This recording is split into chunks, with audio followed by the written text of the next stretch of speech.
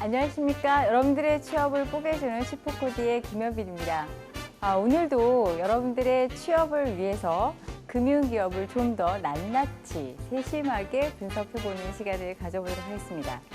자, 오늘은 특히 카카오은행 인터넷 전문 은행에 대해서 알아보는 시간을 갖도록 할 텐데요. 여러분들 그 인터넷 전문 은행이 처음 개시됐던 2017년 4월 3일 K뱅크와 그다음에 2017년 7월에 그 카카오뱅크가 영업을 개시했을 때 우리나라 은행에 있어서의 전 비상이 걸렸습니다. 앞으로 은행계, 금융계의 지각이 변동될 것이다 해서 많은 은행들이 그 이후부터 아마 채용에 있어서 좀 더 적극적으로 IT와 디지털 관련 인력들을 채용하는 등 굉장히 많은 변화에 있어서 카카오은행과 K뱅크가 아마 그 점화의 역할을 하지 않았나 싶습니다. 실제로 그러한 기대와 이렇게 변할 것이라는 예상만큼 많은 것들이 현재 단기간에 이루어지는 않았지만요.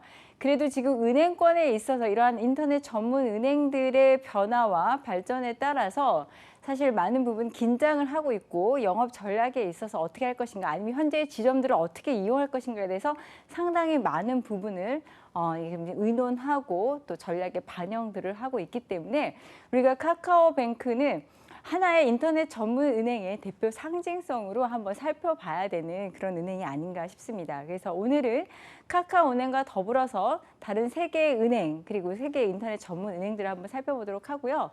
그다음에 카카오뱅크 인터넷 전문 은행이 지금 현재의 금융권과 은행계에 있어서의 주요 영향이 어떤 것인가 한번 살펴보는 시간을 갖도록 하겠습니다. 자, 그럼 카카오뱅크에 대해서 먼저 간단하게 살펴보도록 하겠는데요. 산업은 지금 국내 은행으로 분류하고 있고요. 기업 구분은 대기업입니다. 지금 대표자는 공동으로 이용우 윤호영 대표로 지금 하고 업무 체계를 하고 있고요. 그다음에 자본금은 1조 3천억 원인데 처음에 2017년 그 영업을 개시할 때만 해도 카카오뱅크의 그 자본금이 한 3천억 정도의 규모로 현재 있는 시중은행의 규모에 비해서 현저하게 작은 규모였습니다. 근데 최근에 이제 계속해서 대출이라든가 영업을 확장하기 위해서 자금 출자를 더 받았고요. 여기서의 많은 이제 더 그 기업들이 카카오뱅크에 있어서 출자를 하는데 많은 이제 그 규제, 제재 그런 것 때문에 문제가 되기도 했고 이런 것들을 어떻게 풀어 나가느냐가 금융위원회를 비롯해서 항상 신문시장에 많이 보도가 되곤 했었습니다. 여러분들 이제 아는 만큼 보인다고요. 그 인터넷 전문 은행에 있어서 금산분리라 또는 이제 은산분리라고도 하죠. 그러한 산업과 금융권에 있어서의 어떤 것들을 분리하는 게 굉장히 중요한 문제이기도 하고 또는 개인 정보에 있어서 이런 것들을 어떻게 지원할 것인가 등을 많은 것들이 논의가 되곤 했었는데요. 자, 이런 것들이 한쪽에서는 금산분리나 음산분리 풀어줘서는 안 된다. 그런 것들이 계속 가면 안 된다. 또는 앞으로도 금융 발전을 위해서는 어느 정도 들어와야 된다라는 얘기가 갑론을 막 계속해서 지금도 진행 중입니다. 사원수는 현재 한 300여 명 정도 되고요. 설립일은 2016년 1월에 설립이 됐지만 실질적인 영업은 2017년 7월 이후로 영업이 개시가 됐었고요. 이때 영업이 개시되자마자 운용했던 대출이 거의 며칠 안에 다 소진되어 버리는 하나의 큰 이슈도 있었습니다. 자, 한번 내용을 좀 더 살펴보면요. 한국의 두 번째 인터넷 전문 은행이기도 하지만 여러분들 잘 아시다시피 국민 메신저인 카카오를 기반으로 굉장히 크게 성장했습니다. 인터넷 기반인 그 K뱅크는 인터넷을만 사용해야 되는 한계점이 있는 반면에 모바일로만 이용을 할 수 있고 간단한 인증 절차를 통해서 바로바로 사용할 수 있고 가뜩이나 송금에 있어서 그냥 가까운 카카오를 통해서 송금하고 카카오페이로도 이용할 수 있다 보니까 아마 이러한 것을 그 기초로 해서 인터넷 전문은행인 카카오뱅크가 K뱅크를 제끼고 크게 성장할 수 있는 기반이 된 것이 아닌가 싶습니다. 지금 대출에 있어서는 일부 지방은행보다 성장세가 더 아주 가파르게 크고 있다고 생각을 그 보도가 나오기도 했었는데요. 처음에는 과연 이런 자금력에 있어서 은산불이나 그런 규제도 많이 걸려 있고 이게 가능할까라는 많은 사람들이 의구심이 있었고 또 이제 제3의 인터넷 전문 은행을 오히려 금융위원회가 제재하는 것이 아니라 밀어주는 만큼 여러 가지 기반을 마련해 줄 수 있음에도 불구하고 추가 인가가 나지 않아서 우리나라 인터넷 전문 은행의 미래가 결코 밝은 것만은 아니다라는 얘기가 많이 나왔지만 그 와중에서도 인터넷 전문 은행 카카오은행만큼은 1차 고객, 즉 그러니까 와서 로그인을 해서 인터넷 전문은행에 가입한 그 고객 수만큼은 아주 독보적으로 확보를 하는데 성공을 한 것 같습니다. 예, 줄여서 간단하게 카뱅이라고도 부르기도 하고요. 은행 코드는 여러분들 들어가 보시면 이제 그 송금할 때 은행 코드 나오죠. 그래서 은행 코드는 K뱅크 다음에 이제 90번, 90번으로 예, 아주 기억하기 쉽게 이거 배정을 받았습니다. 100% 모바일 전용으로 운영되기는 했었는데요. 최근 여러분들 잘 아시다시피 이제 11월부터 오픈뱅킹 이용에 됨에 따라서 제가 보니까 이제 K뱅크, 카카오은행도 그 인터넷상으로 해서 그런 것들을 구축을 해놨더라고요. 그래서 간단하게 타은행 앱을 통해서 카카오뱅크의 그런 계좌의 잔고라든가 그런 것들을 확인할 수 있게 됐고요. 사실 예전에 할 수 있었던 것이 뭐 아주 소액 대출, 개인 대출이나 아니면 그냥 송금 정도가 일부 그 모든 기능이었었는데 제가 최근에 들어가서 보니까 여러 가지 할 수 있도록 많은 기반을 마련놓고 이제 자본금도 확장해 놓음에 따라서 아마 좀 더 무서운 강자로 성장하고 있는 게 아닌가 싶습니다. 게다가 여러분들 잘 아시다시피 카카오가 증권사도 인수를 했습니다. 그래서 금융그룹으로 IT 회사가 금융그룹으로 가기 위한 초석을 계속해서 깔아 나가고 있고 오히려 금융기관들은 더 이상 우리는 금융기관이 아니다, IT 회사다라고 말을 하고 있지만 이런 IT 회사들, 특히 메신저를 갖고 있거나 플랫폼을 이미 구축해 놓은 데들은 금융업에 진출하기 위해서 우리나라뿐만 아니라 뭐 중국이라든가 서구 선진국 굉장히 많은 노력을 기울이고 있습니다. 자, 카카오은행은요, 가입은 17세 이상부터 가능하고요. 카카오 계정과 연동해서 가입을 할 수가 있고, 다른 인증으로도 이제 인증이 가능합니다. 되게 편한 게 저도 송금만큼은 그냥 그 지문 인식으로 하고 패턴 인식으로 하고 간단하게 카카오로도 계좌번호를 몰라도 보는 이제 돈을 송금을 할 수가 있으니까 굉장히 쉽게 이용을 하고요. 요즘 문화 자체가 달라진 것 같더라고요. 이 인터넷 전문은행 이후에 제가 전에 보니까 사람들이 이제 그 술값을 내서 이제 각자 그 더치페이를 하려고 하는데 자 얼마지? 애들이 n분의 1을 하더니 계좌들로 다 카카오로 보내는 거예요. 그래서 예전에도 이제 각각 카드를 사용해가지고 그 플라스틱 카드로 해서 신용카드로 그 결제를 했었는데 오히려 그런 걸 다 떠나서 한 사람 계좌로 다 몰아가지고 그 자리에서 모바일로 하는 거 보고 이러한 인터넷 전문은행이 이러한 금융산업이라든가 이런 거 있어서 전반적으로 어떠한 그런 지각을 바꿔 나가고 있구나라는 생각이 들기도 했었습니다. 자, 그러면 한번 세계 인터넷 전문은행을 살펴보기로 하겠습니다. 여러분들 제가 이제 면접관을 가끔 들어가 보면은요, 여러분들이 글로벌 인재라는 걸 상당히 많이 강조를 합니다. 근데 글로벌 인재라고 강조를 하는데 반해서 글로벌 역량이라고 여러분들이 말씀을 하시는 것들이 언어 이외에는 사실 별다른 것들이 없는 경우를 많이 볼 수가 있는데요. 적어도 내가 글로벌 인재라고 하면은 그 분야에 있어서의 해외 사례라든가 해외 다른 산업들, 그러니까 같은 동일 산업에 있어서 해외 기업들의 사례들은 좀 알아두고 연구해 본 노력이 있어야 되는 거 아닌가 생각이 드는데 인터넷 전문 은행에 있어서 다른 나라들은 어떻게 움직이고 있고 어떠한 방식으로 발전하고 있는지를 알아야 우리가 인터넷 전문 은행의 발전 방향도 좀 예측을 할 수 있고 더불어서 타 은행들이 어떻게 해야 인터넷 전문 은행에 대비해서 영업 전략을 반영을 할 수가 이제 펼쳐 나갈 수 있을 것인가에 대한 고민도 해볼 수 있을 것이라고 생각을 합니다. 자, 세계 인터넷 전문 은행을 한번 살펴보면은요. 우리나라가 IT 강국이라고는 하지만 사실 인터넷 전문 은행은 상당히 늦은 편입니다. 우리나라의 20년 이상을 앞서서 미국 같은 경우에는 세계 최초의 Security First Network Bank라고 해서 SFNB라고 하는 은행이 처음에 설립이 됐었습니다. 미국도 인터넷 전문 은행이 뭐 많이 생기기도 하고 등락을 거듭하긴 했었는데요. 이제는 일부 은행들이 설립이 되어 있고요. 여기도 편리하게 이용하고 있기는 합니다만 아무래도 미국이 우리나라처럼 인터넷을 그렇게 빠르게 이용하고 있는 상황은 아니라서 그러한 확장이라든가 그런 이용에 있어서의 방식이 이렇게 빠르게 보이는 것 같지는 않습니다. 유럽 같은 경우에도 1998년에 벌써 영국이 유럽 최초의 에그뱅크를 설립을 했는데요. 유럽 같은 경우에는 뭐 BNP 파리바라든가 대형 은행들이 이러한 세계적인 그러니까 인터넷 전문 은행을 아예 설립을 하는 데 있어서 참여를 해서 오프라인 은행과 인터넷 전문 은행이 양립하고 공존해 나아갈 수 있도록 여러 가지 전략을 구사하고 있습니다. 실제 그 유럽만 해도 이런 인터넷 전문 은행이 웬만큼 잘 발달해 있어서 서비스에 있어서 많은 서비스의 그런 방식들을 갖고 있는데 인터넷 전문 은행이 이제 우리나라도 이제 이런 그 발전기에 있는 만큼 이러한 유럽에 있어서 많은 그러한 서비스의 방식들을 좀 더 살펴볼 필요가 있다고 생각이 듭니다.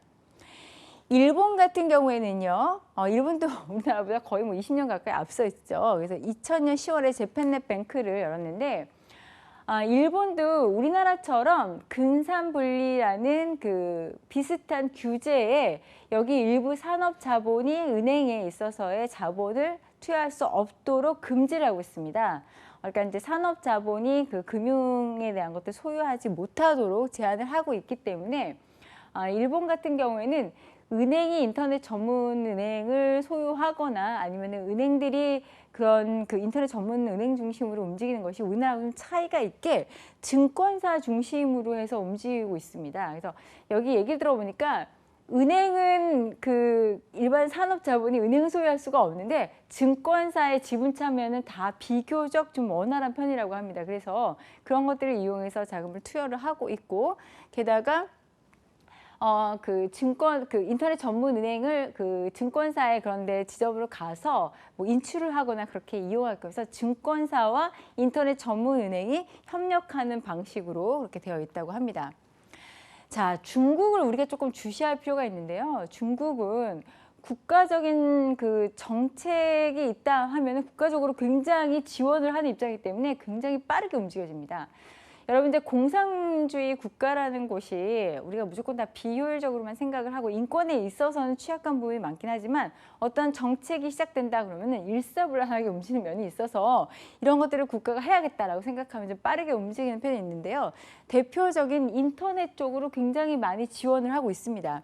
2014년 우리나라보다는 한 3년 앞서서 인터넷 전문 은행이 오픈이 되긴 했지만 실질적으로 한 5년이 앞서 있다고 봅니다. 그다음에 인터넷 전문은행이 위뱅크인데 그다음에 뭐 마이뱅크도 열리고 여기 여러분 잘 아시겠지만 뭐 텐센트라든가 그런 그 인터넷 전문 기업들 기반으로 해서 굉장히 빠르게 발전하고 있고요. 우리나라에서는 인터넷 전문 은행의 발전을 지금 막고 있는 것이 두 가지가 핵심적입니다. 하나는 아까 제가 말씀드렸듯이 은산분리법, 은행과 산업자본을 분리한다는 거고요. 두 번째는 개인정보보호법이 우리나라 굉장히 강하게 되어 있습니다.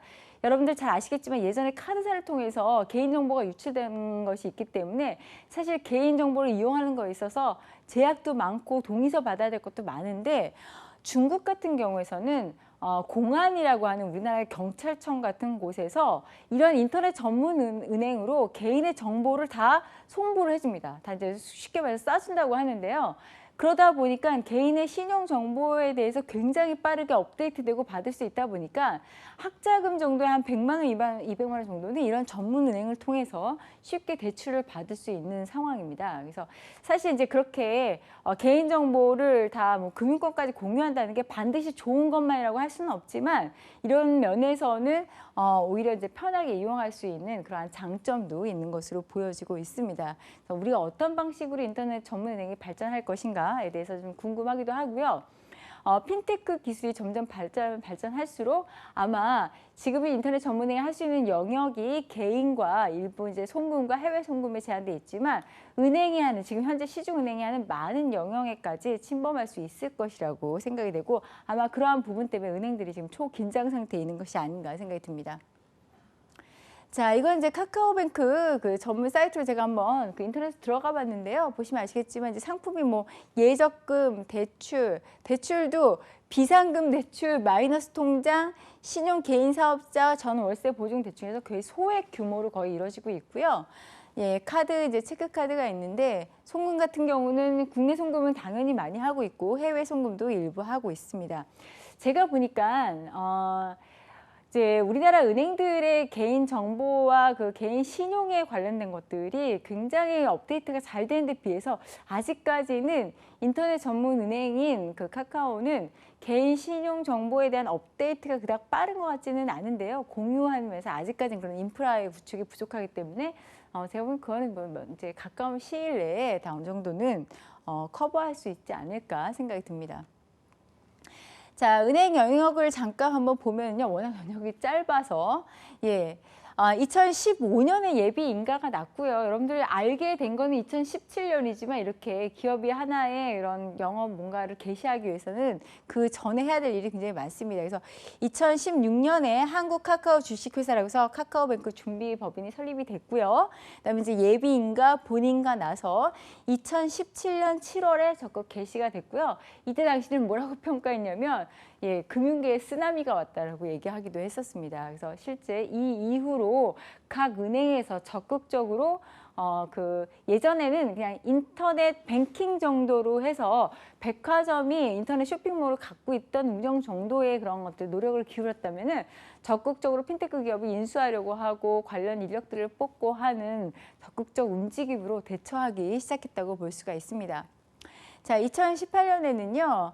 뭐 여러 가지 사건 사고가 있었는데 500만 계좌를 드디어 돌파를 했다고 합니다. 사실은 제가 보니까 카카오은행이 뭐 많은 적금을 유치하거나 그러기는 쉽지 않지만 제가 보니까 쉽게 그냥 적금 하나 들까 하면은 들 수 있는 그런 장점이 있더라고요. 그래서 아무래도 이제 그런 것들을 이용해서 좀 더 많은 젊은 분들이 여기에 계좌를 설립하지 않을까라는 생각이 들고 거기다가 뭐 보험이라든가 증권까지 여기까지 들어오면은 굉장히 파워가 커질 것으로 예상이 됩니다. 그다음에 이제 전 월세 보증금도 대출이 시작이 됐고요. 올해부터 이제 이게 시작이 된 거, 2018년부터 개시가 된 거고요. 그다음에 뭐 26주 적금도 출시하고, 그다음에 7월에는 카카오뱅크 출범 1년 만에 수신 8.6조를 달성을 했습니다. 그다음에 여신은 7조 원을 기록했는데요. 여러분들 은행이 돈을 버는 건 여신인가요, 수신인가요? 당연히 대출을 해야지 대출 이자로 은행이 돈을 벌겠죠. 근데 왜 이렇게 수신에 많은 노력과 열을 기울일까요? 네, 두 가지 이유가 있습니다. 하나는 대출 여신을 할 수 있는 재원을 마련하는 데서 되게 중요한 역할을 하고요. 또 그뿐만 아니라 여러분들 지금 시중은행들은 사실 수신, 현재 있는 수신만으로도 이런 여신을 할 수 있는 재원은 굉장히 많이 확보가 돼 있는데 이렇게 계속해서 예금을 가입하고 여기에 어느 정도 신용을 쌓아야 결국에는 이 은행을 이용해서 나중에 여신을 일으키게 되거든요. 그래서 충성 고객을 만드는 데 있어서의 굉장히 좋은 하나의 그것이 수신 그 예금 상품입니다. 그래서 은행들이 그렇게 다 이제 젊은 사람들을 상대로 예금 상품을 가입하게 하려고 노력을 기울이는 게 이제 추후는 계속해서 어떤 관계를 공고히 해서 고객과의 그런 거래를 심화한다고 하거든요. 은행에서 그런 용어를 많이 쓰는데 심화해서 실질적으로 대출까지 일으키게 할 수 있는 그런 것을 성장하게 만드는 데 있어서 역할을 하게 되는 것입니다. 자, 재무 분석을 보면요. 지금 그 매출액은 한 작년도 대비 445%가 성장을 했고요.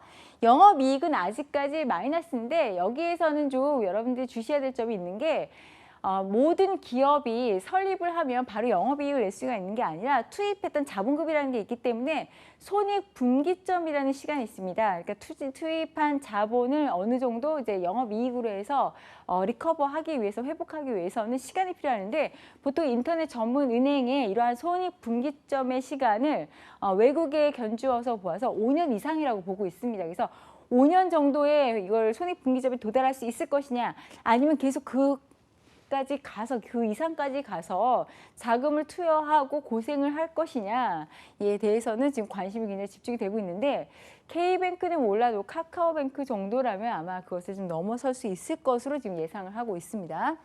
자, 그다음에 단기 수익도 아직까지는 마이너스인데요. 그 부분은 좀 이해하시고 가끔 보면은 다른 시중은행의 면접을 보시는 입장에서 이런 인터넷 전문 은행과 경쟁을 해서 앞으로 살아남을 방안에 대해서 질문하는 내용들이 가끔 나옵니다.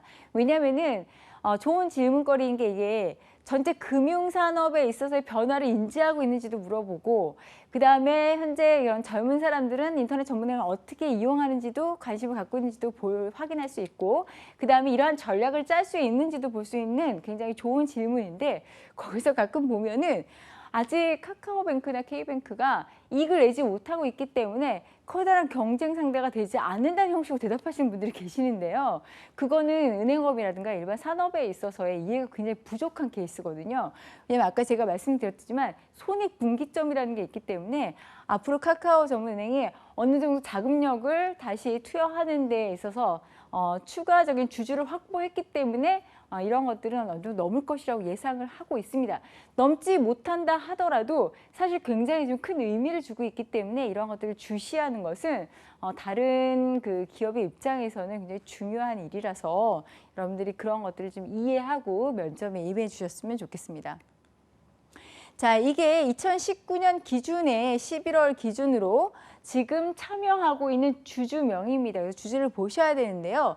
사실 여기서 예전에는 카카오가 일반 기업으로서 여기에 최대 주주가 아니었습니다. 그런데 최대 주주로서 등극을 했고요. 이러기까지는 사실 지금 은산분리의 규제가 일부 완화된 부분이 있습니다. 그래서 그 내용을 좀 이해를 하셔야 되는데요. 한번 내용을 살펴보면은 지금 현재 카카오가 34.00에서 최대 주주로 등극을 했고요.